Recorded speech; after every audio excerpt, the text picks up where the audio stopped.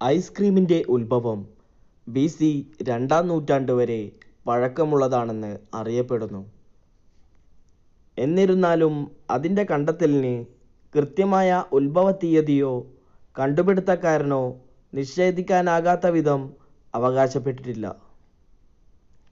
മഹാനായ അലക്സാണ്ടർ ചക്രവർത്തിക്ക് തേനും അമൃതും ചേർത്ത മഞ്ഞും ഐസും ഇഷ്ടപ്പെട്ടിരുന്നുവെന്ന് നമുക്കറിയാം. വിളവെടുപ്പ് സമയത്ത് സോളമൻ രാജാവ് ഐസ്ഡ് പാനീയങ്ങൾ ഇഷ്ടപ്പെട്ടിരുന്നുവെന്ന് ബൈബിൾ പരാമർശങ്ങളും സൂചിപ്പിക്കുന്നു. റോമൻ സാമ്രാജ്യകാലത്ത് നീറോ ക്ലോഡിയസ് സീസർ മഞ്ഞിനായി മലയിലേക്ക് ഓട്ടക്കാരെ അയച്ചിരുന്നു. പിന്നീട് അത് പഴങ്ങളും ജ്യൂസുകളും ഉപയോഗിച്ച് രുചിച്ചു.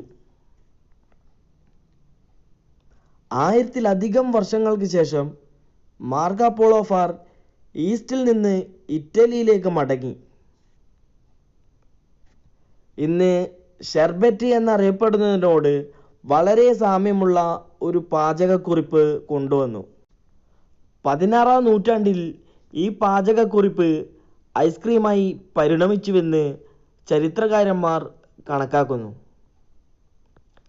ഇംഗ്ലണ്ട് അതേ സമയത്തോ അല്ലെങ്കിൽ ഇറ്റാലിയൻ ജനതയേക്കാൾ മുമ്പോ ഐസ്ക്രീം കണ്ടെത്തിയതായി തോന്നുന്നു.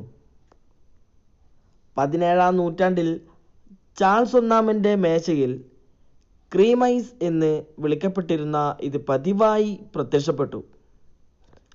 1553-ൽ ഫ്രാൻസിലെ ഹെൻറി രണ്ടാമൻ്റെ ഭാര്യയായപ്പോൾ ഇറ്റാലിയൻ കാതറിൻ ഡി മേഴ്സി സമാനമായ ഫ്രോസൺ ഡെസേർട്ടുകൾക്ക് ഫ്രാൻസിൽ പരിചയപ്പെടുത്തി.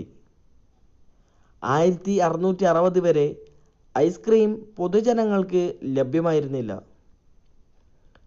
പാരീസിലെ ആദ്യത്തെ കഫേയായ കഫേ പ്രൊക്കോപ്പിൽ സിസിലിയൻ പ്രൊക്കോപ്പിയോ പാൽ, ക്രീം, വെണ്ണ, മുട്ട എന്നിവ കലർത്തുന്ന ഒരു പാചകക്കുറിപ്പ് അവതരിപ്പിച്ചു.